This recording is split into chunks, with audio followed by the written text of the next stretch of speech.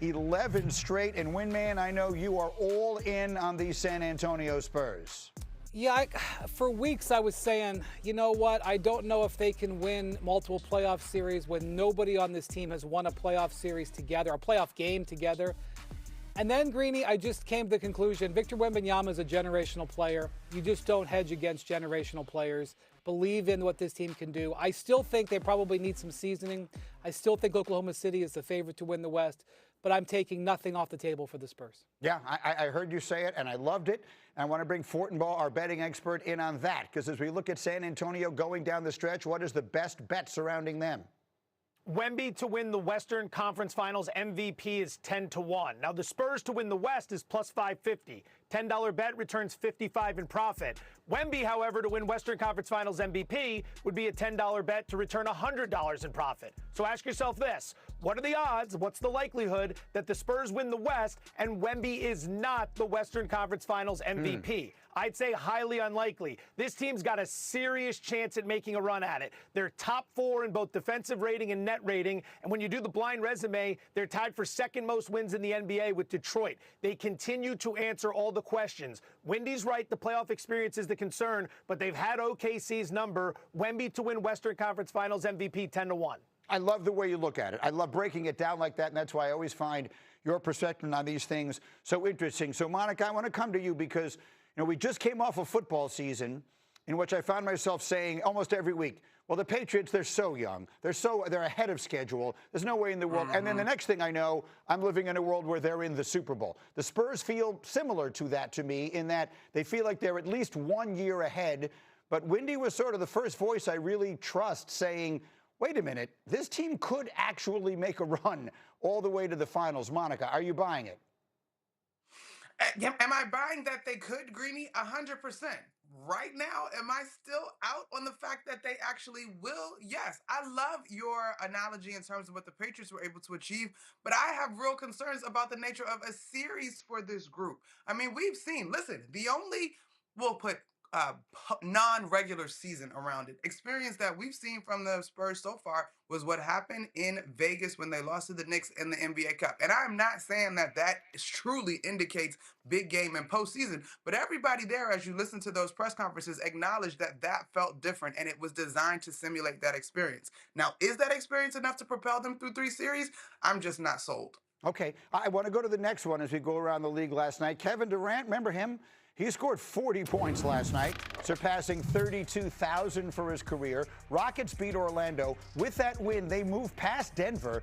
They're now the 3 seed in the West. So it's OKC, then it's San Antonio, and then it's Houston. Monica, are they just being completely overlooked in all these conversations? The point guard thing, Greeny, it's a nightmare. Now, granted, last night they had a 16-point comeback. It was a compelling run. KD is hyped with Reed Shepherd. Like, it's a lot of great things happening for Houston. But you continue to watch this team falter in the clutch, which is sort of something that we talked about with the Lakers as well as we started the show, even though the Lakers actually have a decent clutch time record. I'm concerned about point guard play for them in the postseason. But do they have firepower, and can they look great behind KD? Yeah. Wendy, how about you?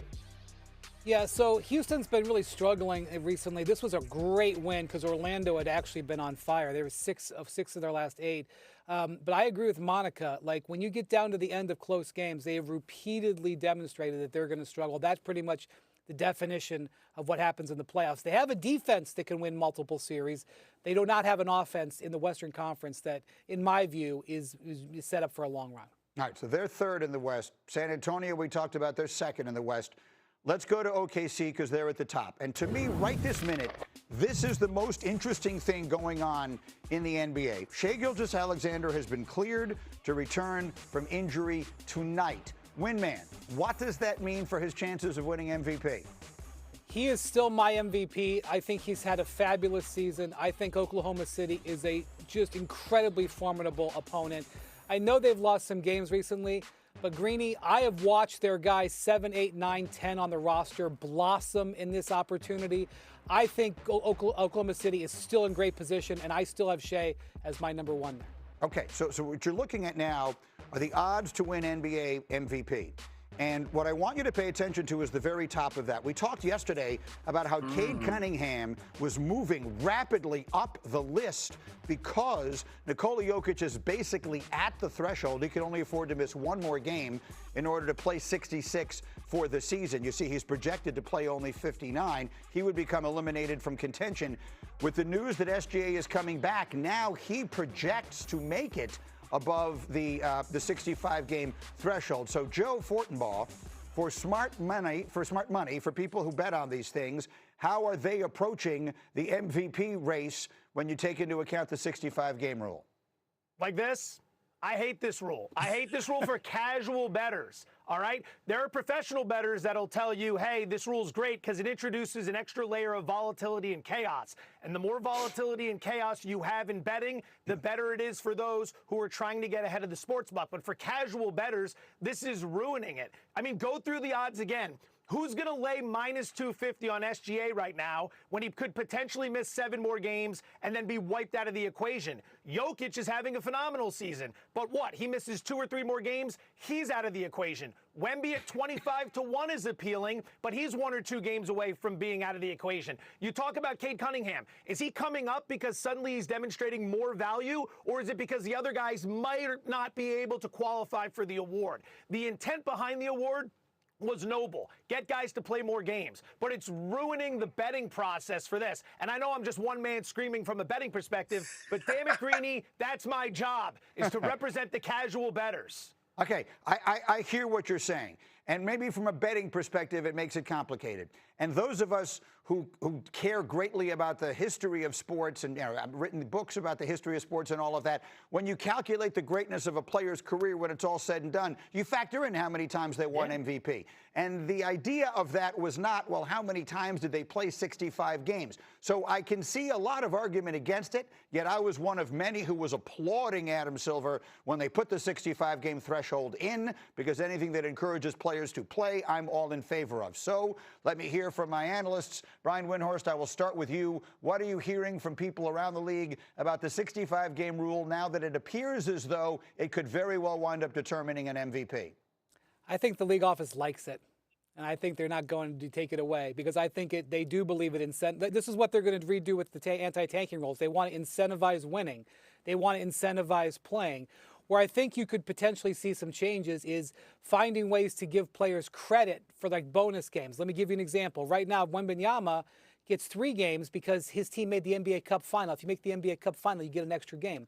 What if you took part in the slam dunk contest or the three-point shootout, or even if you make the All-Star game, you get a bonus game, or they may find another place to do that. I think the NBA likes it, and I think there's definitely players over the last couple of years that have played games where they wouldn't have, and especially national television games, because they care about this rule, because the players have shown they do care about it. So you can complain about it, you can make a good point. I don't think it's going anywhere. How about you, Monica? What do you think?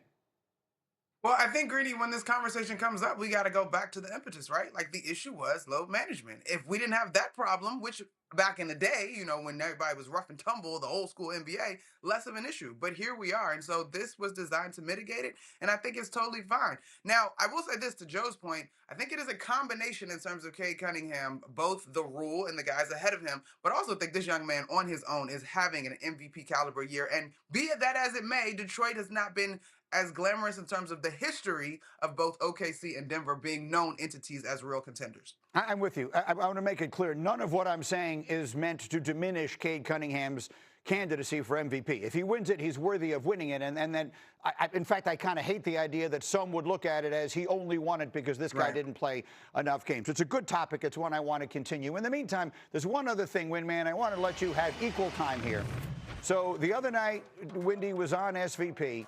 And for those of us who know Brian and have followed him for years, we know that the big topic with him is always, well, where has he booked his hotel reservations for? And he came on the air and he said, I've booked hotel rooms in San Antonio for the finals. And I went, oh, my goodness, Windy is buying in. So that came up yesterday, and then Jay Williams had to ruin it by jumping in and saying this. What Brian didn't tell you is he also has hotel reservations in Denver and OKC as well. Okay? He hedged his bet. You're saying he's multi-booking? Yes, 1,000. He's not lying. Hedged his bet. You want to see a copy of the reservation? Yes, I do. He's picking the Spurs. They were one of 3 teams that made the 40-20 rule. Yep. So, Brian, I will give you equal time. He's suggesting that you are actually, what's the word here, multi-booking? I'm not sure what the term is. What can you say? Yes, of course. I've always done this. I basically, when you reach the point where I think you can make the finals, I book the hotel. I booked Oklahoma City in November. I also have restaurant reservations. If you're going to want a table at the best steakhouse on the best nights in the finals in Oklahoma City, I got the reservations. I do not have any restaurant reservations in San Antonio yet. I also do not have reservations in Denver. I have them in 3 places.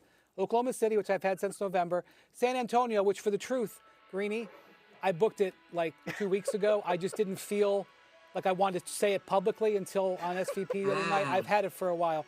And I booked Boston, and that's an asterisk because the World Cup is in Boston, and I know that's in Foxborough, I know, but the South Americans and the Europeans are going to book in Boston. And so part of it is a hedge on Jason Tatum, but part of it is because I want the hotel that I want, and all the South Americans are going to come in there when their team gets in there. So that's my list. It could expand more, but I'll tell you one thing right now. I have currently no plans to make any others. There's no team on the edge. I've researched Detroit. I've researched where to go in Detroit, but I am not yet at all close to actually booking anything. So, McNutt, basically what he's saying is if the Knicks make the finals, he's either staying in my house or your house. All right? Basically, yeah. He said, Windman, I got a bedroom for you. We got no problem. We'll be all set up. When the Knicks make the finals and shock the world, Windy will be staying over at Shea Greeny. All right, we'll take a short